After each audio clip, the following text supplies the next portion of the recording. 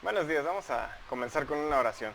Dios, te damos muchas gracias por este día, gracias por la oportunidad que tenemos nuevamente de escuchar tu palabra, gracias porque podemos utilizar esta tecnología para poder compartir de ti.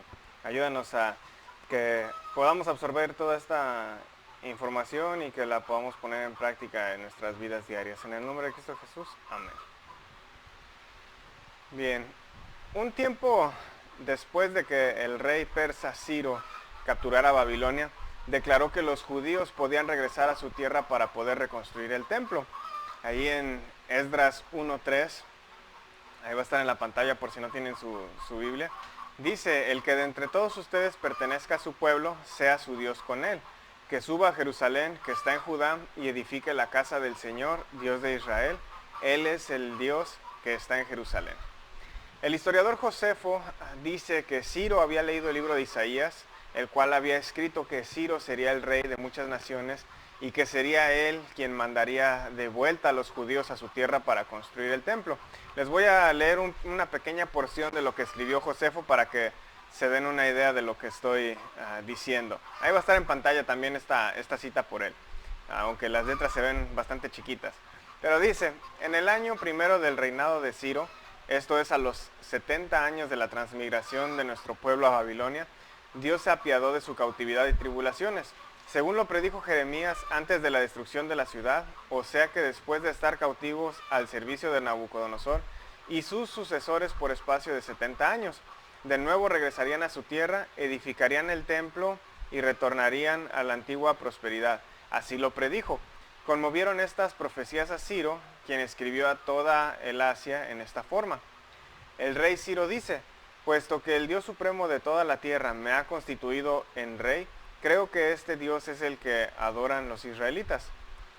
Este, por intermedio de profetas, predijo que restauraría su templo en Jerusalén, en tierra de Judá.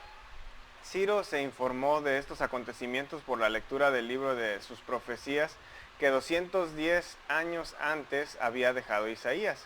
Este aseguró que Dios le dijo secretamente: quiero que Ciro, a quien designaré rey de pueblos grandes y poderosos, restituya a mi pueblo a su tierra y que reedifique el templo. Esto fue predicho por Isaías 140 años antes que el templo fuera destruido. Ciro lo leyó y, admirado de la inspiración divina, ansió cumplir lo que estaba escrito. En Babilonia se encontró hace unos años un cilindro de barro en donde se registra que Ciro capturó Babilonia, y cita que Ciro junto con las naciones, juntó a todo lo que eran las naciones conquistadas por Babilonia para darles el permiso de regresar a sus tierras, aunque Ciro, le da crédito al dios babilonio Marduk en lugar de a Dios. Pero esto armoniza incluso, de hecho, con lo que Isaías nos dice, porque ahí en Isaías 45:4 dice: por amor a mi siervo Jacob y a Israel mi escogido, te he llamado por tu nombre, te he honrado aunque no me conocías. Isaías mencionaba que pues Ciro iba a hacer estas cosas, aunque Ciro no sabía en sí de Dios. El otro que nos menciona Josefo, nos ayuda para tener un poquito de trasfondo histórico. Pero pues realmente Ciro no sabía de Dios a gran escala, entonces él le da pues el crédito a Marduk, pero cumple con las profecías puestas ahí por Isaías. Y algo interesante es que Isaías menciona a Ciro por nombre, y esto, pues como habíamos mencionado apenas hace rato, fue pues alrededor de unos 200 años antes de que Ciro incluso naciera. Pero no solo Ciro los deja ir, sino que ordena a la gente a proveer de oro y de plata y de demás cosas a los judíos para su templo. Aquellos cuyo espíritu Dios había movido se prepararon rápidamente para regresar a Jerusalén. Alrededor pues de lo que serían unos 50,000 judíos fueron guiados por Zorobabel, que en la Biblia también se conoce como Sesbazar, hacia su tierra. Pequeño detalle interesante: Esdras 2 narra cómo en el primer grupo que regresó de Babilonia, dirigidos por el gobernador Zorobabel y el sumo sacerdote Jesúa o Josué, se encontraban lo que eran los ancestros tanto de Jesús, de María y de Pedro. Nada más era el dato ahí extra. Otra cosa interesante también acerca del sumo sacerdote Josué es que es su vínculo teológico con Jesús. Ambos tienen el mismo nombre. Lo que son los nombres Josué, Josué y Jesús es el mismo nombre en hebreo, se escribe igual. En las traducciones es donde, bueno, cambia un poquito, pero en el hebreo se escriben exactamente igual. Y en la Biblia, bueno, es que vemos que no nada más se llaman igual, sino que también ambos son llamados renuevo en el Antiguo Testamento y ambos son sumos sacerdotes. Entonces, bueno, ahí está otro dato interesante. Pero bueno, sigamos con la historia. Los judíos le daban mucha importancia a sus genealogías. Aquellos que no podían trazar su registro ancestral no podían participar de la adoración de los judíos que habían regresado. En Esdras 2 y lo que es Nehemías 7 se encuentran las listas de quienes regresaron a su tierra. Dice el autor Wilbur Fields que Dios mantiene listas de su pueblo. ¿Está tu nombre ahí? Y piénsenlo un rato. Es algo que tenemos que realmente estar considerando, ¿no? Hay un himno que dice, cuando allá se pase lista, a mi nombre yo feliz responderé. Hay que mantenernos firmes como pueblo de Dios para que nuestro nombre esté ahí en la lista. Pero bueno, sigamos. A los israelitas les tomó probablemente unos 5 meses en viajar de Babilonia a Jerusalén y probablemente se fueron en primavera. Para poder asentarse, mínimo se han de haber tomado unas cuantas semanas. Por ejemplo, cuando yo me iba a regresar ya de la universidad de ahí de Estados Unidos para acá, para México, mi papá y yo pasamos alrededor de unas 2 semanas preparándonos para regresar. Y llegando ya a México me tomó unos meses en acomodarme en la casa en donde vivo ahora. A gran parte, bueno, porque todavía la casa estaba en remodelación. Pero ese es el mismo punto de aquí, se están regresando para remodelar algo. Entonces, en lo que viajaron para allá y se asentaron para empezar a construir, pues toma tiempo. Ahora imagínense, esto me pasó a mí, que soy una persona, ¿no? Ahí estamos hablando de alrededor de unas 50,000 personas. Entonces, ¿cuánto tiempo no se habrán tardado en todo este proceso? De hecho, nos dice ahí la historia en la Biblia que un año después, entre lo que fue abril y mayo, se echaron los primeros cimientos del templo. Esdras 3, del 12 al 13, nos lo describe incluso de una manera muy emotiva. Dice, pero muchos sacerdotes y levitas y jefes de casas paternas que ya eran ancianos y que habían visto el primer templo, cuando se echaban los cimientos de este templo delante de sus ojos, lloraban en alta voz mientras muchos daban gritos de alegría.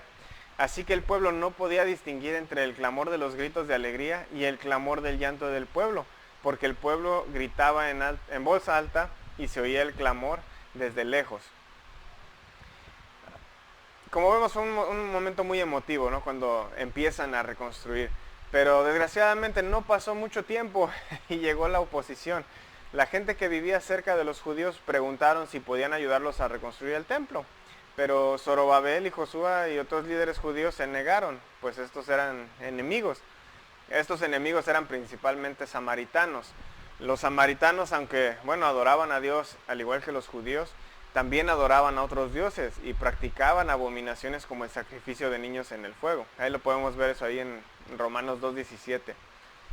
Cuando su participación, pues en este caso, fue rechazada para reconstruir, estos enemigos contrataron abogados para ir en contra de los judíos, amenazaron a los judíos que si construían el templo, pues entonces no iban a pagar impuestos y bueno, seguramente esto iba a llamar la atención de los oficiales del gobierno persa. Y entonces, bueno, este problema continuó durante lo que fue el reino de Ciro hasta el segundo año del reino de Darío, que fue cuando se detuvo la construcción del templo. Esdras 4 narra cómo hubo más actos de oposición hacia los judíos durante el reino de Asuero. Los judíos trataron de construir un muro, pero fue detenido por fuerza. Y esto pues nos deja claro que los enemigos de Dios son enemigos del pueblo de Dios. Así que no debe de sorprendernos cuando somos atacados por expresar nuestras creencias. Pero obviamente nosotros tenemos que responder de una manera cristiana y esa manera es sin violencia, de manera pacífica. En Esdras 5 pues ya se nos narra que el rey Darío por fin da la opción otra vez de renovar pues la construcción del templo. Ahí en Ageo 1 del 2 al 4 dice, así dice el Señor de los ejércitos. Este pueblo dice, no ha llegado el tiempo de que la casa del Señor sea reedificada. Entonces vino la palabra del Señor por medio del profeta Ageo. ¿Es acaso tiempo para que ustedes habiten en sus casas artesonadas mientras esta casa está desolada? Y en las palabras del profeta Zacarías dice esto. Ahí en Zacarías 4 del 9 al 10. Dice, las manos de Zorobabel han puesto los cimientos de esta casa y sus manos la acabarán. Entonces sabrán que el Señor de los ejércitos me ha enviado a ustedes. Pues ¿quién ha despreciado el día de las pequeñeces? Estos 7 se alegrarán cuando vean la plomada en la mano de Zorobabel. Estos son los ojos del Señor que recorren toda la tierra. Siempre habrá gente que se burle de lo que parece pequeño, pero para Dios pues no era así, no era algo pequeño. El inicio de esta reconstrucción pues era algo importante porque significaba la restauración del pueblo de Israel. ¿Por qué les cuento esta historia? ¿Y qué tiene que ver con nosotros ahorita? El autor Richard Powers dijo una vez, los árboles caen en choques espectaculares, pero plantar es silencioso y el crecimiento es invisible. Durante lo que es esta pandemia estamos experimentando choques espectaculares, caídas en cuestión de salud, en cuestión de economía y entre otras cosas. Ha habido pérdidas de trabajos, iglesias han tenido que cerrar sus puertas y no tenemos ni la menor idea de cómo todo esto afectará a la iglesia o cómo va a afectar a gente vulnerable a largo plazo. Y claro que pues estas caídas espectaculares captan toda nuestra atención. Las noticias y las conspiraciones son ruidosas, son escandalosas, pero si nos enfocamos solamente en las muertes, en las pérdidas, en los problemas, entonces estamos perdiendo de vista los detalles sutiles que de pronto cobran vida. Tal vez las iglesias cerraron las puertas, pero ahora el evangelio está siendo predicado en vivo y para que todos vean en redes sociales. Facebook había sido una gran distracción para cristianos. Recuerdo incluso haber predicado ocasionalmente en acomodar nuestras listas de prioridades, porque Facebook pues normalmente estaba arriba en la lista y las cosas de Dios, bueno, pues estaban hasta acá abajo. Ahora la iglesia ha inyectado luz en las redes sociales. Se abre camino entre la oscuridad que hay en las redes sociales y es algo maravilloso experimentar eso. Tal vez algunos no tengan trabajo temporalmente, pero ahora tienen tiempo para pasar con sus familias, algo que tal vez antes el trabajo les impedía. Comunidades han ido aprendiendo a cuidar uno del otro. El planeta ha tenido un descanso en cuestión de contaminación, etcétera. Muchas cosas positivas han salido de esto, aunque a veces no lo vemos. Son cosas pequeñas, pero ahí están. En el caso de la historia del regreso de Babilonia pasa lo mismo. Había judíos que recordaban sus días de gloria, que recordaban el esplendor del templo allí en Jerusalén. Y Dios les recuerda que no despreciemos el día de las pequeñeces. Al empezar a reconstruir, como vimos, pues algunos lloraron. Celebraron algo tan pequeño como poner cimientos entre tanta ruina. Pero esa estructura estaría ahí por siglos. Y de hecho, en el tiempo de Herodes, el templo fue uno de los edificios más magníficos del mundo antiguo. Como humanos, estamos pasando por tiempos difíciles. Como cristianos se nos ha recordado que el templo somos nosotros y no es un edificio. Y tenemos todo el derecho de lamentarnos por las pérdidas de vidas, por el sufrimiento que estamos pasando en todos los aspectos de nuestras vidas. Pero debemos pensar, ¿qué estamos construyendo entre tanta ruina?